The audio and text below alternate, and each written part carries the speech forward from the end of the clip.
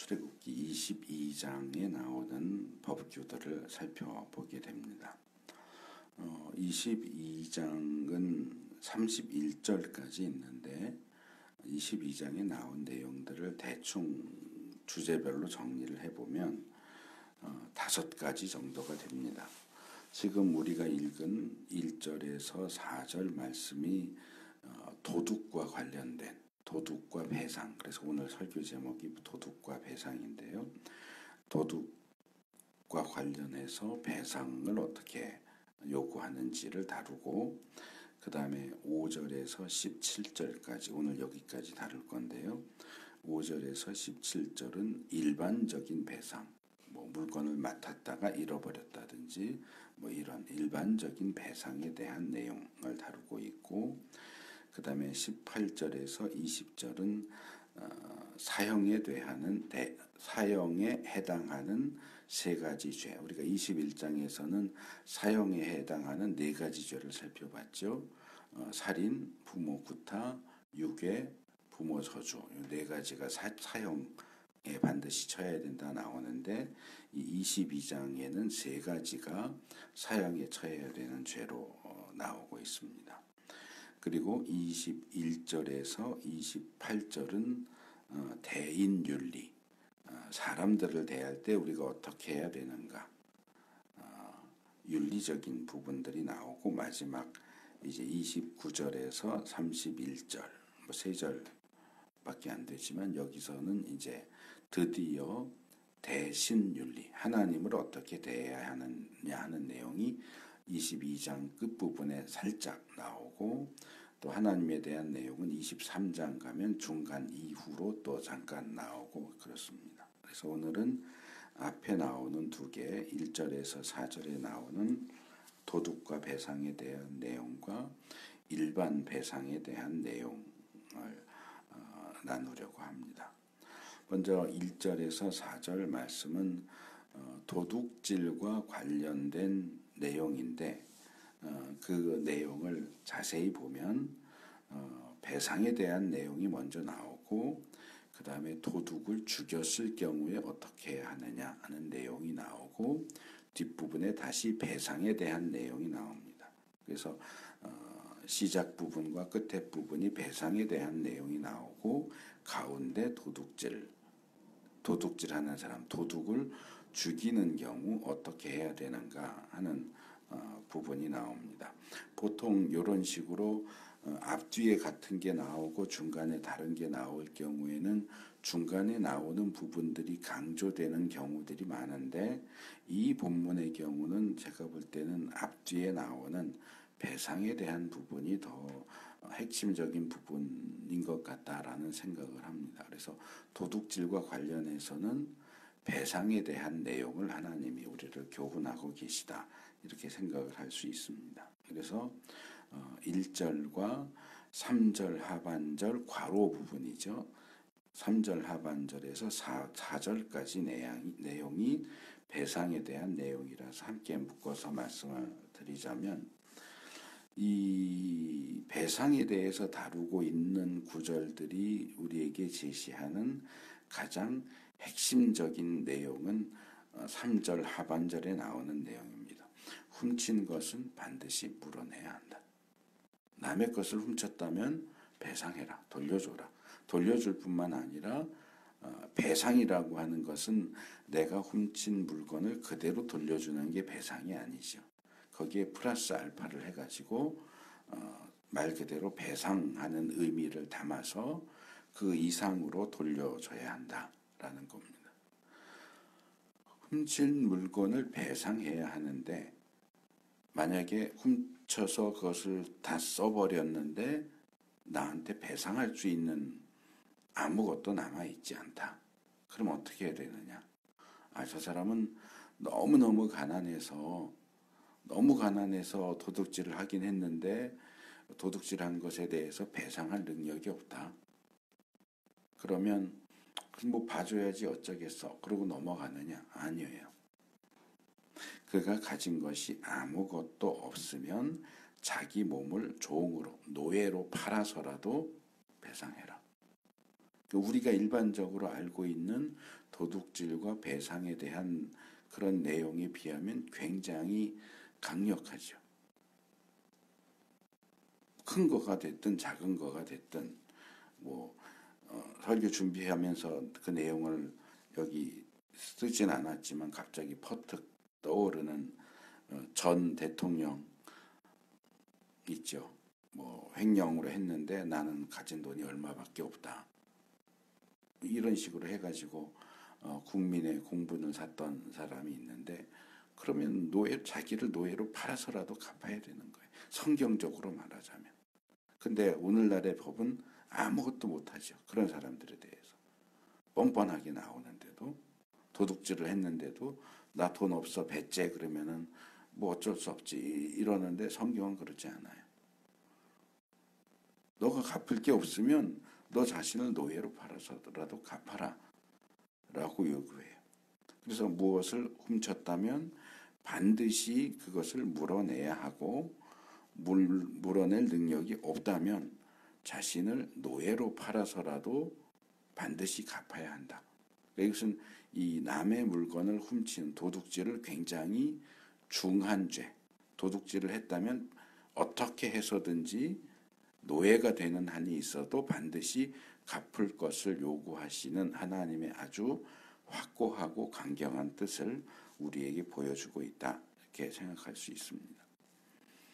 그래서 이것을 조금 더 확대해서 생각을 하면 하나님께서는 우리가 어떤 도둑질만이 아니라 어떤 행동을 했을 때 자기가 한 행동에 대한 책임을 질 것을 요구하세요. 그런데 사람들의 모습을 보면 꼭 도둑질만이 아니라도 잘못된 행동을 저지르고서도 아주 무책임하게 반응하는 그런 모습을 많이 보게 됩니다. 그거는 본인의 문제이기도 하지만 그 주변 사람들 또 사회 또 법 시스템 이런 부분들에 있어서 확실하게 책임을 물어야 되는 부분이에요. 오늘 본문이 우리에게 얘기하는 게 그거예요. 이런 부분에서 성경은 대충 넘어가지 않아요. 뭐 그까짓 거 뭐 그 정도 가지고 뭐 그렇게 꼬치꼬치 따지냐 그러고 넘어가지도 않고 뭐 업되는데 어떡하냐 하고 넘어가지도 않아요. 반드시 자기가 먹은 건 토해내도록 만드는 것이 성경과 하나님의 공의입니다. 그래서 자기가 한 말, 자기가 한 행동에 대해서는 어떻게든지 반드시 책임을 질 것을 요구합니다. 그리고 이게 제가 언젠가 설교하는 중에 얘기했었는데 제가 개인적으로 사람을 평가할 때 제일 중요하게 보는 거는 성실이다 그랬어요. 그거예요. 사람은 성실해야 돼. 내가 내 입으로 내뱉은 말은 지켜야 되고 내가 한 행동에 대한 책임은 져야 되는 거예요. 말해놓고 내가 언제 그랬어? 뭐 그럴 수도 있지. 행동해놓고 나는 몰라. 발뺌하는 것은 하나님의 성품과도 맞지 않고 하나님의 백성에게는 맞지 않는 태도예요. 그래서 말 한마디를 해도 잘 생각하고 신중하게 해야 하고 행동 하나를 할 때도 그 자기가 한 행동을 반드시 책임지겠다라는 그런 생각 속에서 행동하는 것이 필요합니다. 물론 성실이라고 말하자면 자기 자신에게나 다른 사람에게나 성실한 사람이라면 애초에 남의 물건에 손을 대지 않겠죠. 그런데 인간이 연약하기 때문에 자기가 지킬 수 없는 말을 하거나 자기가 책임질 수 없는 행동을 하는 경우가 종종 있어요. 그래서 일단은 우리가 그렇게 하지 않으려고 늘 신중하게 생각하고 말하고 행동하는 습관을 들이는 것이 필요하고, 혹시라도 방심해서 지킬 수 없는 말을 했다거나 책임져야 할 행동을 졌다면 최선의 노력을 들여서, 성경은 자기를 노예로 팔아서라도 그러잖아요. 내가 할 수 있는 최선의 노력을 다해서 책임지려고 하는 그런 태도를 취하는 것이 필요합니다. 근데 이제 이런 부분들에 대한 교훈이 사실 신약에는 잘 나오지 않아요. 한국 교회가 이런 구약은 옛날, 아까 진경이도 기도하면서 그랬지만 옛날 거고 우리랑 상관없는 거고 그냥 대충 넘어가도 되는 거고 이렇게 하고 신약만 강조하다 보니까 이런 부분들에 대한 교훈이 안 돼 있어요. 그러니까 교인들이 세상에 나가서 책임져야 할 말, 책임져야 할 행동을 해놓고선도 나 몰라라 하면서 아무런 문제를 못 느껴요. 그러면 안 돼요.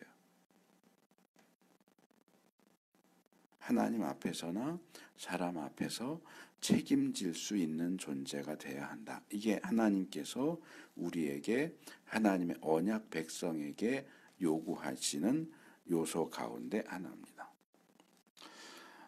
그 다음에 이 배상을 이야기하는데, 자기 몸을 노예로 팔아서라도 갚아라 하는 이 요구는 굉장히 강경하고 흔들림이 없는 그러한 요구처럼 보이지만 실제로 그 배상과 관련된 내용들을 들여다보면 이게 어떤 고정적인 것이 아니라 어느 정도씩 이 조절이 가능한 형태로 제시되고 있다 하는 것도 우리가 주목할 필요가 있습니다.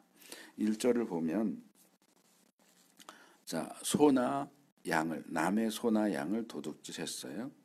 그래서 그것을 잡거나 죽이거나 뭐 죽여서 먹든지 팔든지 아니면 그냥 살아있는 소 양을 남에게 팔았다든지, 그래서 내가 훔친 그 짐승이 나의 손에 남아있지 않은 경우에 소의 경우는 5배, 양의 경우는 4배를 물어주라고 이야기를 해요. 이제 소는 이 당시에 이 농사를 돕는 가축 중에는 가장 비싼 거거든요. 그러니까 없는 사람이 남의 집 소를 훔쳐서 팔아서 그 돈을 썼는데 나중에 너 소 훔쳤으니까 5배로 물어내. 그럼 돈이 없는 거죠. 한 마리 값도 없는 사람이 5마리 값을 어디서 구해오겠어요. 그러니까 노예로 팔아서라도 라고 하는 말이 나오죠. 근데 여기 소의 경우는 5배인데 왜 양의 경우는 4배냐?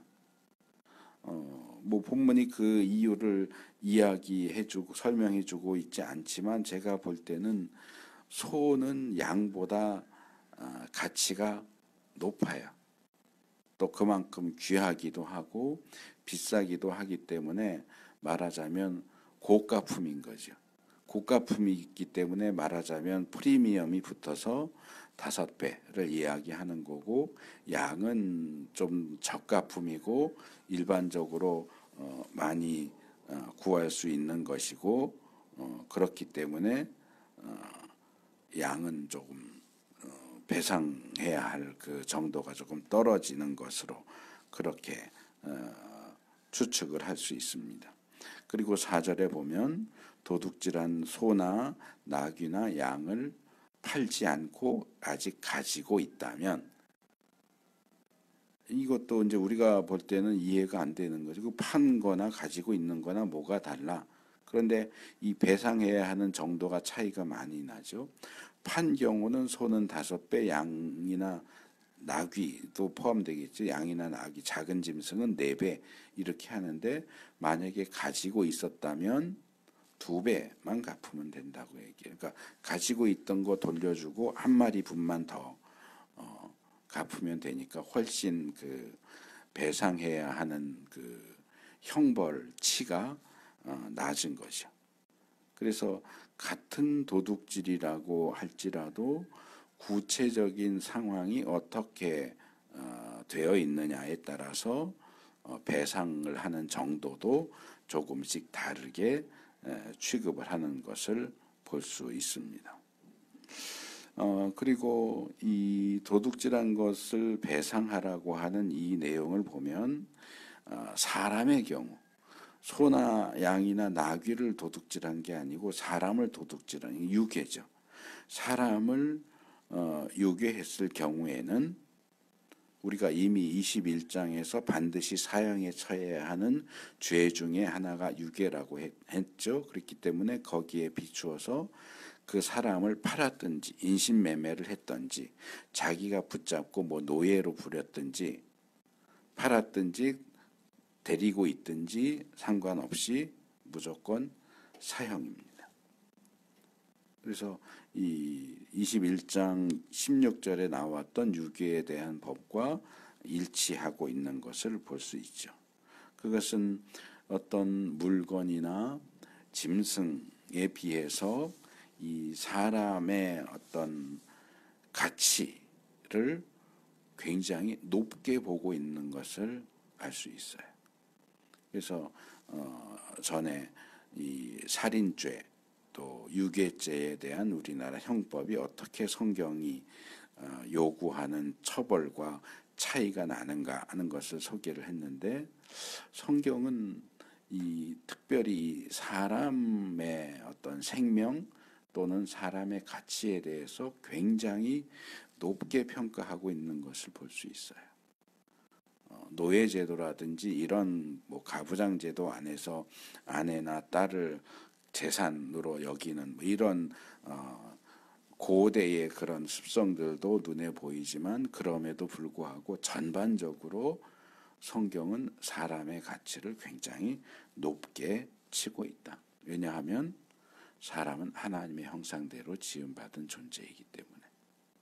그래서 우리도 가족이 됐든 친구가 됐든 동료가 됐든 누가 됐든 다른 사람들을 대할 때에는 그가 하나님의 형상으로 지음받은 존재라는 사실을 항상 명심하고 상대방의 가치를 높게 취급하고 그렇게 대우하려고 하는 자세를 취하는 것이 중요합니다. 그 다음에 이 도덕과 관련된 내용 가운데 나오는, 이제 앞뒤에 나오는 배상에 대한 내용을 살펴봤고, 이 2절과 3절 상반절에 나오는 도둑질하러 들어온 도둑을 죽였을 경우는 어떻게 해야 되느냐. 도둑이든 어쨌든 사람인데 사람을 죽였다면 당연히 살인죄죠. 그리고 살인죄의 경우는 기본이 사형이죠. 근데 우리가 이미 사형죄에 대해서 살펴봤을 때도 그 살인이 고의적인 살인이냐 우발적인 살인이냐 이렇게 나눠서 처벌이 달라지는 것을 봤는데, 이 도둑을 죽였을 경우도 고의적이냐 우발적이냐 본문에 그 표현이 나오지는 않지만 본문이 제시하는 내용을 잘 보면 이게 고의적인 살인이냐 우발적인 살인이냐 하는 것에 따라서 처벌이 달라지는 것을 볼 수 있습니다. 그래서 일단 밤에 도둑이 집에 몰래 들어와서 붙잡고 싸우는 중에 도둑이 죽었다. 도둑을 죽였다. 죽인 건데 이 경우는 살인죄를 적용하지 않습니다. 어쨌든 도둑이라도 사람을 죽였는데 왜 살인죄를 적용하지 않느냐라고 따질 수도 있는데, 이 시대는 우리 시대하고 달라요. 우리는 밤에도 얼마든지 불 환하게 켜놓고 다니고 그렇기 때문에 다르지만, 이 시대는 해 떨어지면 깜깜해요. 그러니까 깜깜한데 누군가가 들어와서 도둑질을 하려고 들어왔는지 강도질을 하려고 들어왔는지 살인을 하려고 들어왔는지 알 수 없는 상황에서 상대와 붙잡고 싸우다가 죽였다. 이거는 지금 말로 하면 정당방위로 보는 거예요. 그러니까 남의 집에 몰래 들어간 도둑에게 본인에게 책임이 있으니까 죽어도 이건 할 말이 없다는 거예요. 그러니까 주인이 밤에가 중요해요. 밤에 몰래 들어온 도둑을 싸우다가 죽였을 경우에는 살인죄를 적용하지 않는다. 그런데 그러니까 해가 뜨기 전 밤에 깜깜할 때 싸우다가 도둑을 죽였다면 사형에 처하지 않지만 해가 뜬 후에 화난 상태에서 도둑과 싸우다 죽였다면 이건 살인죄다. 왜냐하면 깜깜한 밤중과는 달리 낮에는 뭐 집 주변에 다니는 사람도 있을 수 있고 뭔가 좀 더 명확하게 사태 판단을 하고 뭔가 대처할 수 있는 방법들이 더 다양하게 있을 수 있기 때문에 그런 상황에서 도둑을 죽이지 않고서도 제압할 수 있는데 죽였다면 이건 살인이다라는 보는 거예요.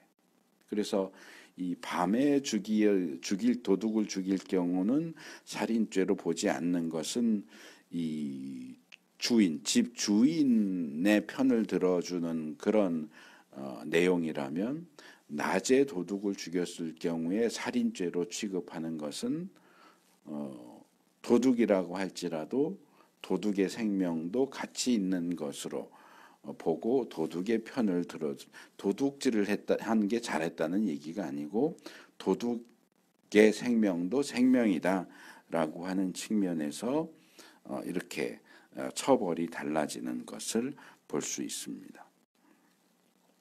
그래서 이런 내용들을 보면 사람의 생명은 기본적으로 소중한 겁니다.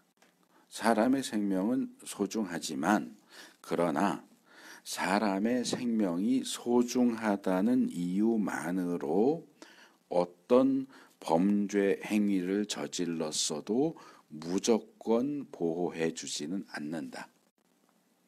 이게 구약율법이 우리에게 제시하는 보편적인 원리입니다.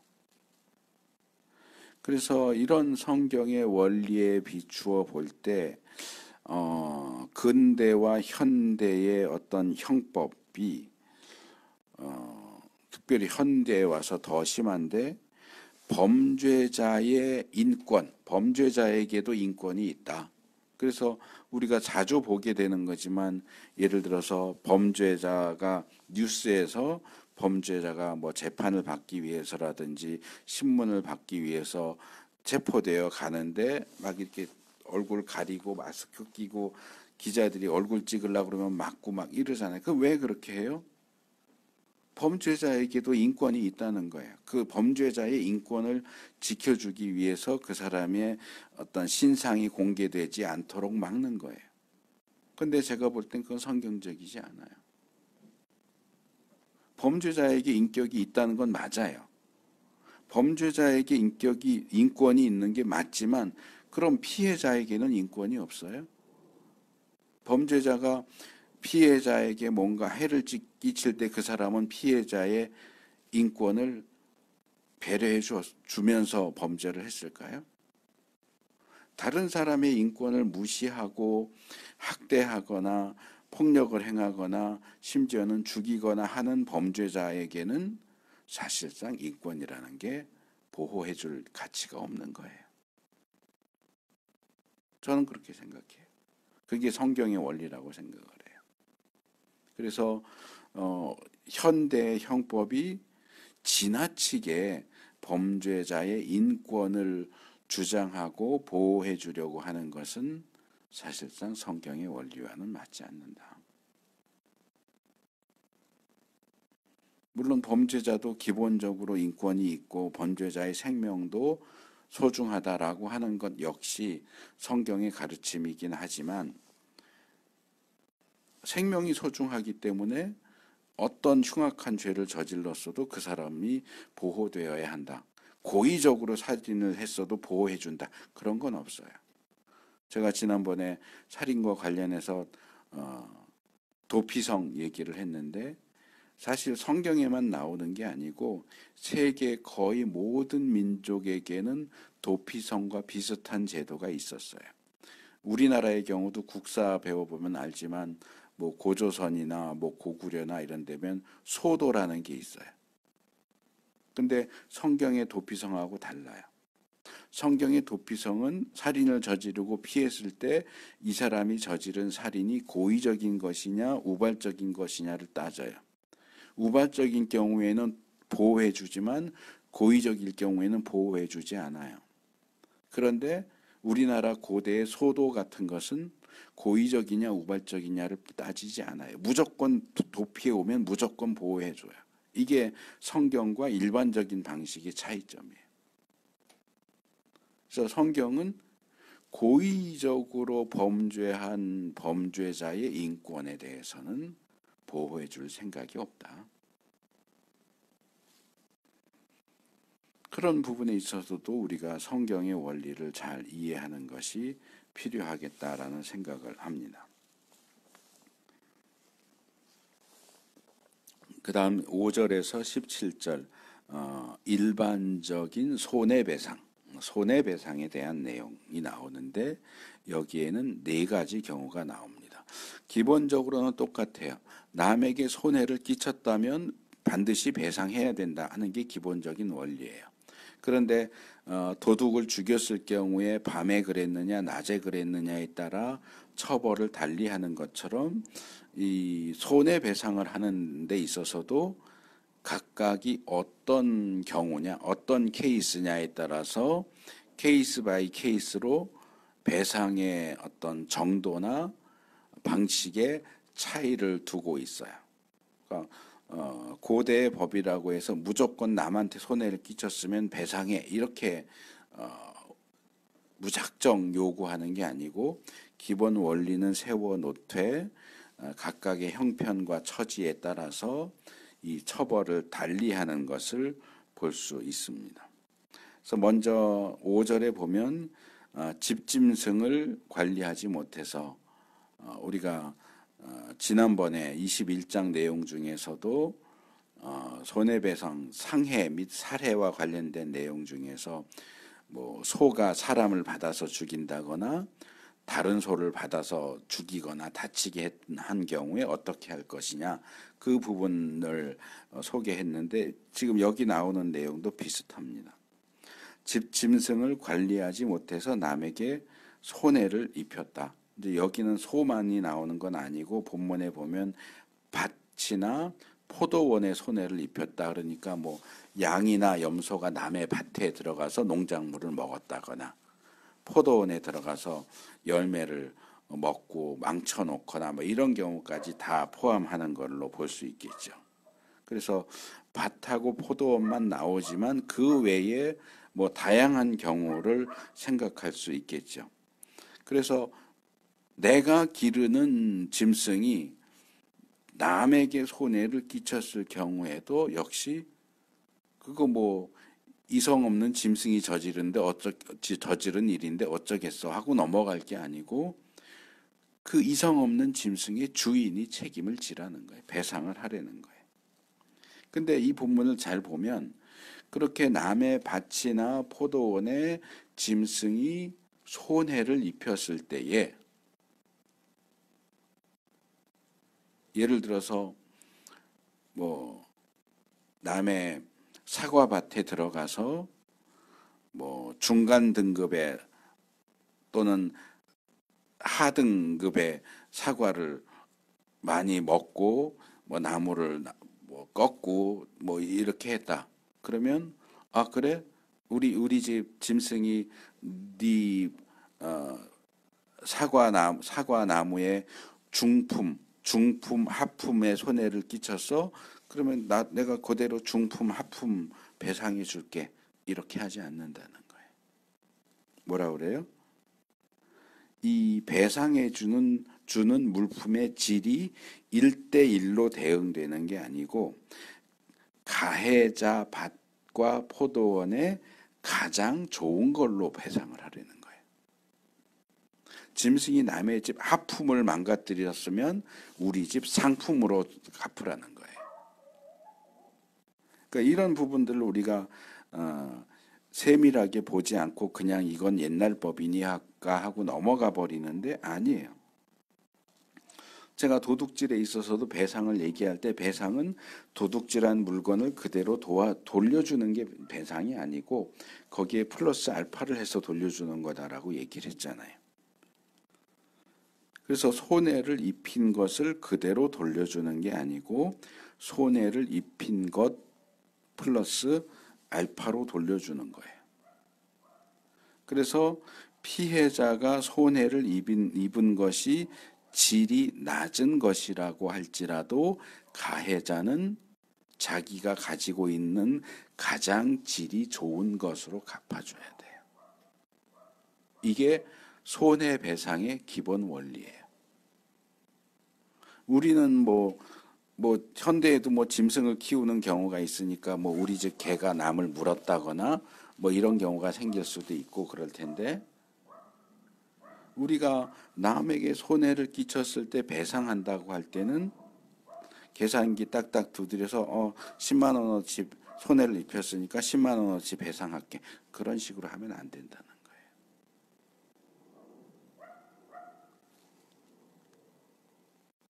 그래서 우리가 배상할 때 어떤 태도와 방식으로 배상해야 하느냐 하는 것을 본문이 우리에게 교훈해 줍니다. 내가 남에게 물질적인 또는 정신적인 피해를 입혔으면 내가 피해를 입힌 그것 이상으로 되돌려 줘야 돼요. 내가 피해를 입힌 만큼만 줄게. 그거는 인색한 거고 잘못된 거예요. 성경은 그렇게 얘기하지 않아요. 네가 피해를 준 만큼만 배상해. 그러지 않아요. 가장 질 낮은 것에 피해를 입혔다고 할지라도 네가 가진 가장 질 좋은 것으로 갚아라 라고 이야기합니다. 그 다음에 6절로 넘어오면 방화에 대한 내용이에요. 실수로 불을 냈거나 아니면 고의적으로 방화를 해서 이웃의 재산에 손해를 입혔을 경우에 이제 여기서는 남의 낫갈이나 거두지 않은 곡식이나 밭을 태웠을 경우 뭐 이렇게만 나오지만 뭐 집에 불을 내거나 남의 소유의 뭐 농장에 불을 내거나 뭐 여러 가지의 경우 뭐 현대적으로도 얼마든지 적용이 가능하겠죠. 그런 경우에도 역시 반드시 배상을 해야 된다. 여기 6절에는 어떤 것으로 배상을 해야 되고 어떤 방식으로 배상해야 되느냐는 나오지 않지만 5절이 제시하고 있는 그 내용을 기본 원칙으로 삼고 있다. 그렇게 이해할 수 있을 것 같습니다. 그래서 항상 배상은 플러스 알파로 돌려주는 것이다 하는 것을 우리가 기억할 필요가 있어요. 그 다음에 이제 세 번째로 7절에서 11절을 보면 남의 물건을 맡았을 때, 첫째는 짐승이 남에게 손해를 끼쳤을 때, 둘째는 불이 나서 고의적으로든 실수로든 불을 내서 손해를 끼쳤을 경우에, 이제 이 세 번째는 남의 물건을 맡았을 경우에 손해가 발생하면 어떻게 해야 되느냐. 근데 여기는 또 네 가지로 내용이 달라져요. 7절과 8절을 보면 다른 사람의 돈이나 물품을 맡았는데 내가 맡아서 가지고 잘 보관하고 있었는데 도둑이 들어서 훔쳐갔다. 내가 그걸 뭐 어떻게 한 게 아니고 잘 보관하고 있는 중이었는데 도둑이 훔쳐갔을 경우 어떻게 해야 되느냐. 어쨌든 네가 맡았으니까 도둑이 훔쳐갔든지 어쨌든지 네가 맡았으니까 책임을 져. 그렇게 얘기하느냐. 일단 도둑을 잡았다. 도둑을 잡았으면 훔친 도둑이 2배로 배상을 해야 됩니다. 근데 도둑을 잡지 못했다. 그럼 어떻게 되느냐. 뭐 도둑을 맞은 것도 네 책임이고 도둑을 잡지 못한 것도 네 책임이니까 무조건 배상해. 그러지 않아요. 재판을 받아야 돼요. 정말 도둑 맞은 게 맞냐? 주인이 자기가 맡은 물건에 손을 댄 것이 아니냐? 댄 것이냐? 댄 것이 아니냐를 놓고 재판을 받게 됩니다. 그러니까 뭐 물건 하나 가지고 그냥 뭐 물어주면 되지 뭐 그거 가지고 재판까지 해 이럴 수 있지만 성경은 이런 부분에 있어서 이 원리적이고 원론적인 측면을 아주 확고하게 제시하고 있는 거예요. 근데 여기 재판과 관련된 내용을 보면 하나님 앞으로 가서 재판을 받아라 그렇게 얘기를 하고 있어요. 자, 물건을 도둑질 맞았는데 도둑 맞았는데 이게 맡은 사람이 도둑질을 한 건지 정말 도둑이 와서 도둑질한 건지를 재판을 받으래요. 근데 그 재판을 하나님 앞으로 가서 재판을 받으래요. 어떻게 재판받아요? 하나님 앞에 가서. 그래서 이 본문을 읽으면서 어떻게 하나님 앞에 재판을 받지? 우리가 뭐 다른 사람과 논쟁을 하거나 뭐 그럴 경우에 정말 너무너무 억울하게 하면 그런 말을 종종 하잖아요. 하나님은 아신다. 하나님은 내가 잘못하지 않은 거 아신다. 뭐 이러는데 그건 자기 혼자 하는 말이지 하나님이 나타나셔서 야 내가 얘가 오라 이렇게 해주시는 거 아니잖아요. 판결을 내려주시는 거 아니잖아요. 근데 본문은 하나님 앞에 가서 재판을 받으래요. 그래서 그런지 이 세 번역의 경우는 각 주에서 이 하나님을 재판장이라고 읽을 수 있다 이렇게 제시를 하고 있어요. 제가 이 부분을 확인을 하느라고 한글 번역본 11개를 다 뒤져봤어요. 그랬더니 한글 번역본 11개 중에서 6개가 재판장으로 번역을 했어요. 공동번역, 표준세번역, 새번역, 가톨릭 성경, 바른 성경, 현대어 성경. 6개가 재판장이라고 번역했고 나머지 5개가 개역, 개정, 쉬운 성경, 우리말 성경, 현대인의 성경이 하나님으로 번역을 했어요. 그러면 하나님이 맞냐? 재판장이 맞냐? 둘 다 맞아요. 히브리 원문을 찾아보면 하 엘로힘 이렇게 돼 있어요. 이걸 직역하면 그 하는 정관사고 엘로힘이 하나님이니까 그 하나님 앞으로 가라. 근데 하나님 눈에 보이지 않는데 어떻게 하나님 앞으로 갈 수 있겠어요?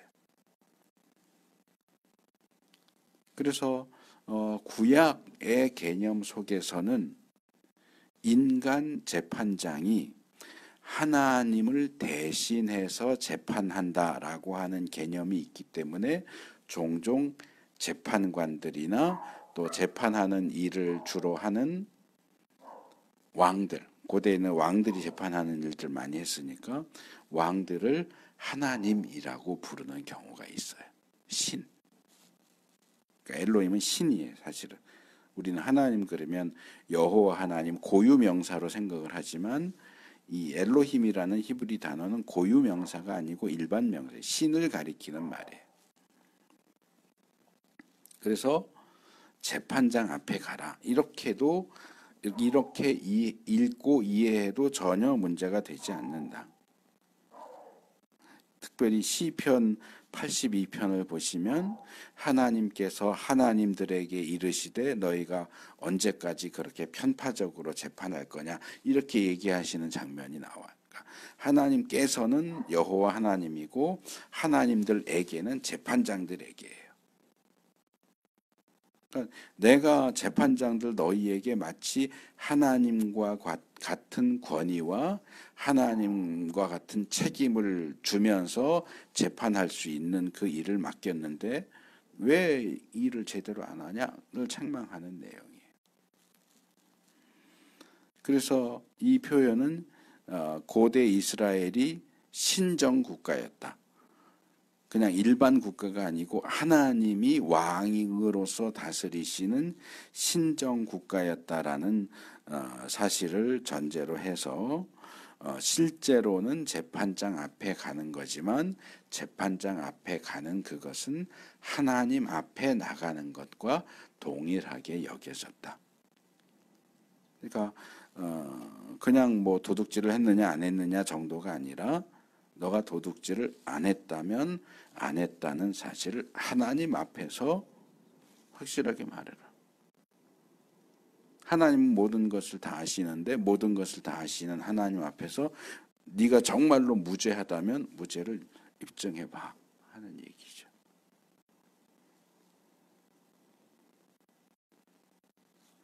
그래서 결론이 나와 있지 않죠. 그래서 도둑이 훔쳐갔으면 어떻게 해야 돼요? 도둑을 잡았으면 도둑한테 물릴 텐데 도둑이 훔쳐갔고 주인은 전혀 손을 안 댔는데 주인이 손을 댔다면 당연히 주인이 물어내야 되는 거. 손을 댄 사람이 물어내야 되는데 주인이 손을 대지 않았다면 어떻게 해야 되느냐. 그 내용이 나오지 않는데 이야기의 흐름상 그러면 물건을 맡은 사람이 배상하지 않아도 된다. 아마 이렇게 흘러가는 걸로 보여요.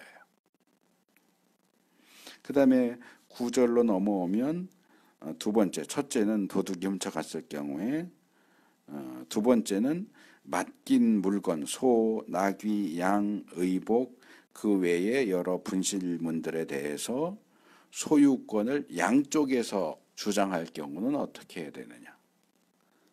그러니까 맡긴 사람이 이거 내가 맡긴 거야 라고 주장을 하고 맡은 사람은 아니 이거 원래 내 거였어 라고 주장을 해서 어떤 한 짐승이든지 물건에 대해서 맡겼다고 주장하는 사람과 맡았는데 맡지 않았다고 주장하는 그 주장이 서로 대립될 경우에 어떻게 해야 되느냐. 이 경우도 역시 동일하게 하나님 앞에 가서 재판을 받아라.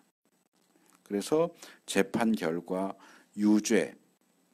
그러니까 이거는 이제 도둑질의 문제를 넘어서서 사기가 되는 거죠. 맡기지 않았는데 맡겼다라고 한 사람도 사기고 맡았는데 맡지 않았다라고 하는 사람도 사기고 그러니까 어쨌든 사기죄를 저지른 사람은 상대방에게 2배로 물어줘라. 그러니까 이제 손해배상은 기본이 2배예요. 특별히 도둑질의 경우는 팔았을 경우에만 5배, 4배 이렇게 하고 가지고 있을 경우에는 역시 그것도 2배. 그래서 손해배상은 기본적으로 2배로 제시되는 걸 볼 수 있고요.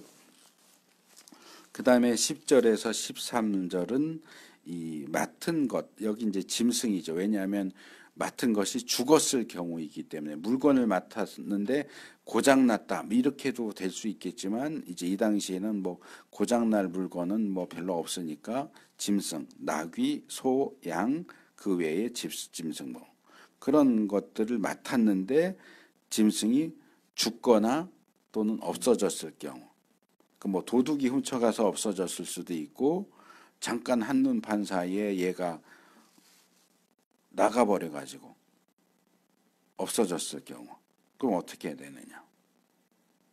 이 경우에도 역시 하나님 앞에 가서 재판을 받아야 됩니다.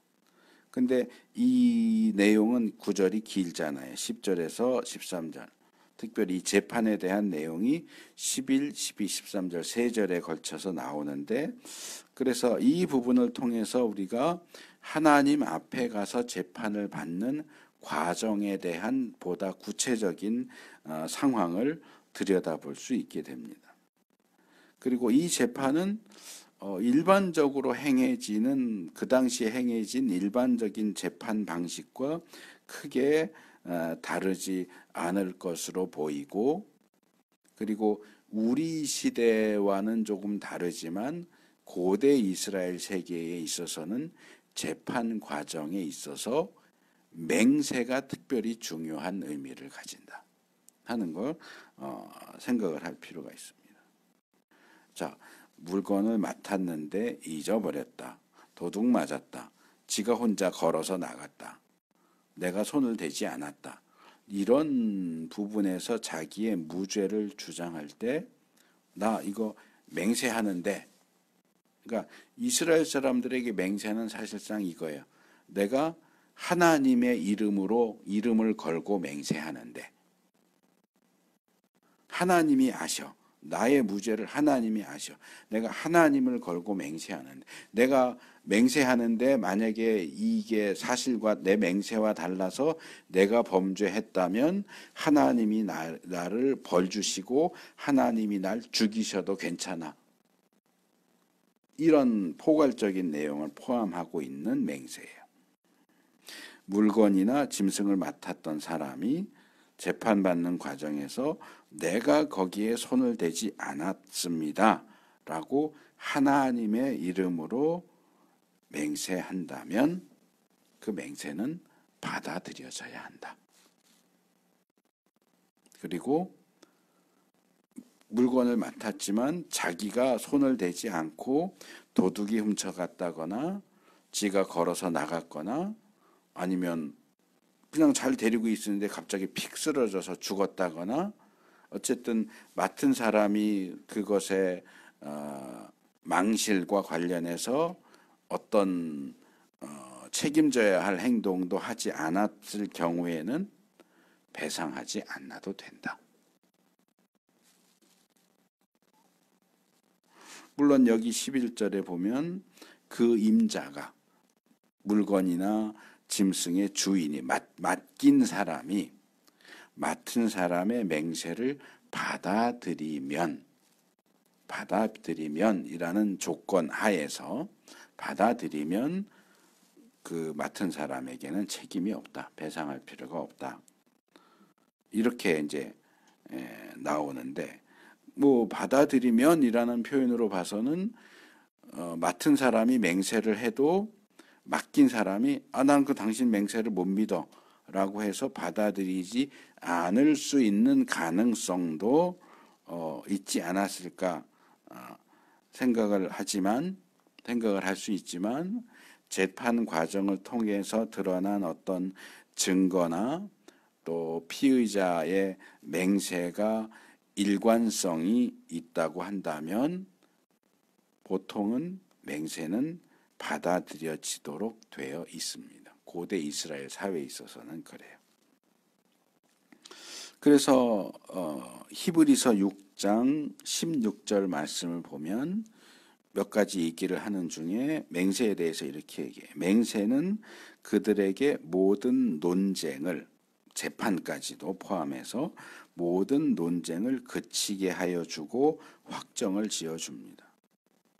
그러니까 누구라도 나 하나님 이름으로 맹세해요. 그러면 받아들여 줘야 되는 거예요. 그게 이스라엘 사회에 있어서는 일반적인 거예요. 뭐 우리가 볼 때는 그 말로 얼마든지 거짓말로 맹세할 수 있는데 하나님 이름으로 맹세한다 그런다고 해서 그 말로 하는 맹세를 우리가 다 믿어줘야 돼? 라고 생각할 수 있지만 이 고대 신정 국가인 이스라엘, 하나님이 진짜 왕으로서 다스리는 국가와 사회인 이스라엘 안에서는 하나님의 이름으로 맹세하는 것은 받아줘야 돼요. 그만큼 신뢰도가 높다는 거죠. 물론 이게 이제 시간이 흐르면서 남용되고 거짓말로 맹세하고 조작하고 하는 것들이 점점 늘어나기 때문에 예수님 시대에 오면 예수님 뭐라 그래요? 아예 맹세를 하지 마라. 예면 예, 아니오면 아니오 하지. 뭐 하나님을 걸고 맹세하는데 성전을 걸고 맹세하는데 맹세 아예 하지 마라고 얘기를 하시죠. 인간의 악함 때문에. 그러나 하나님의 원칙에 의하면 맹세는 받아들여지고 인정되어져야 하는 거예요. 왜냐하면 하나님을 걸고 하는 것이기 때문에. 하나님을 걸고 자기의 목숨을 걸고 하는 거기 때문에 누군가가 나 맹세해라고 하면 그 사람의 진정성을 받아들여야 하는 것이 원칙이다.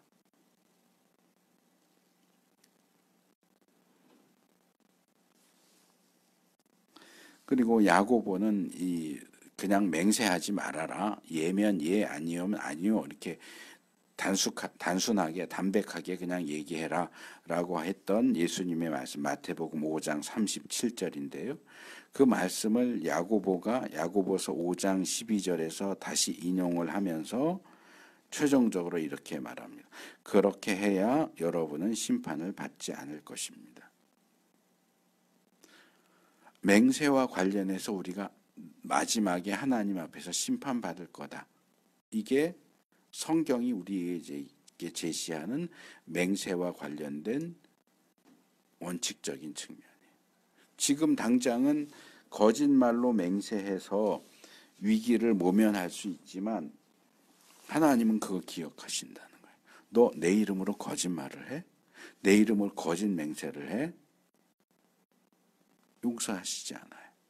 그러니까 당장은 위기를 모면해서 좋을지 모르지만 하나님은 그거 다 기억하시고 결국은 심판하실 것이기 때문에 우리가 지금도 우리가 살다 보면 어떤 상황 속에서 나 맹세해 이런 표현 쓸 수도 있는데 그런 경우에 정말 진실과 진심을 담아서 얘기하지 않는 것은 굉장히 위험한 행동이다. 맹세라고 하는 것은 사실상 하나님 앞에서 하는 것이고 하나님은 우리의 모든 것을 아시는데 당장 사람을 속여 넘기기 위해서 하나님 이름을 팔고 거짓 맹세를 하는 그런 방식은 하나님의 백성에게는 맞지 않는다.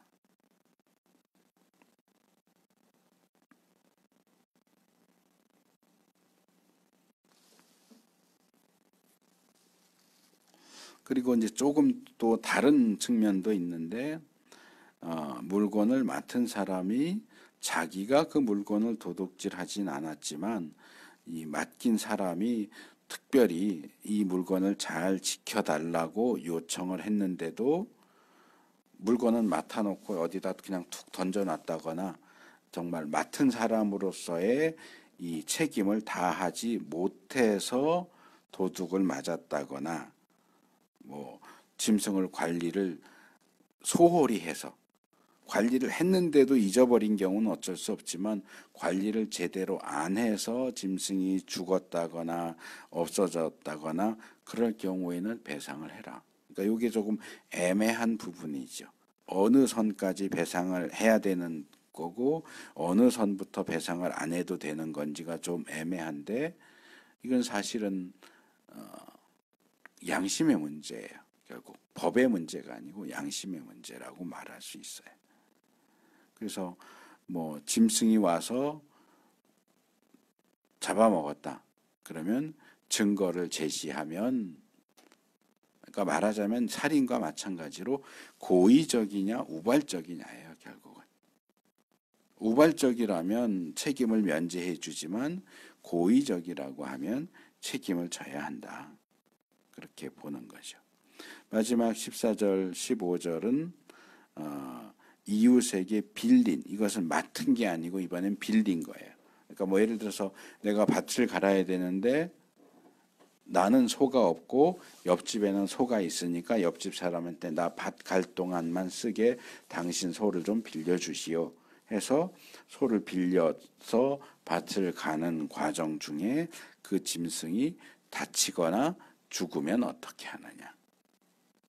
이 경우에 그 빌린 짐승이 다치거나 죽을 그 당시에 그 짐승의 원래 주인이 그 자리에 있었느냐 없었느냐가 굉장히 중요해요.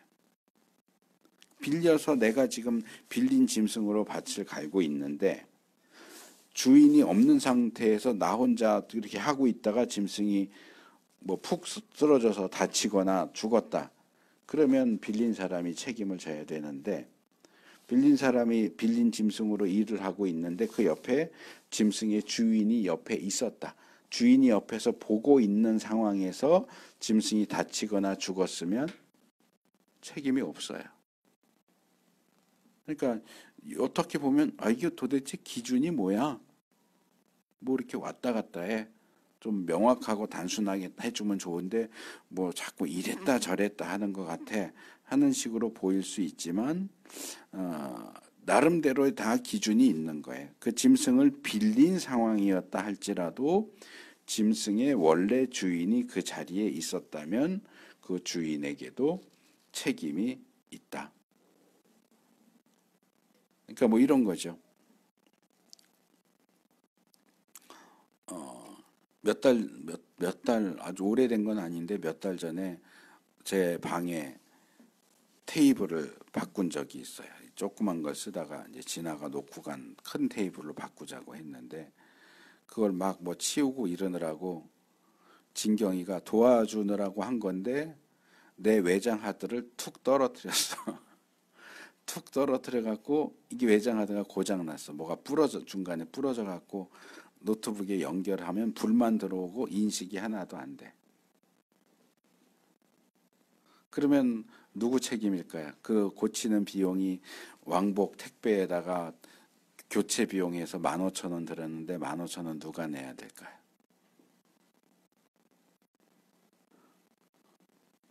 제가 냈어요. 억울하긴 하지만 내가 보는 앞에서 그걸 내가 조심해라 해야 되는데 나는 그냥 멍하니 보고 있고 쟤는 아무 생각 없이 움직이다가 툭 떨어뜨린 거 일부러 떨어뜨린 거 아니고 툭 떨어뜨렸는데 뽀각하고 부서진 거예요. 그 속상하기는 하지만 그냥 이렇게 여기저기 알아봐가지고 택배 해가지고 했더니 다행히 이 내용은 이상 없고 뭔가 접속하는 것만 부러져서 그것만 교체했다고 10,000원 내라고 그래서 비용하고 택배비하고 해서 그냥 내가 냈는데 바로 그런 경우인 거예요.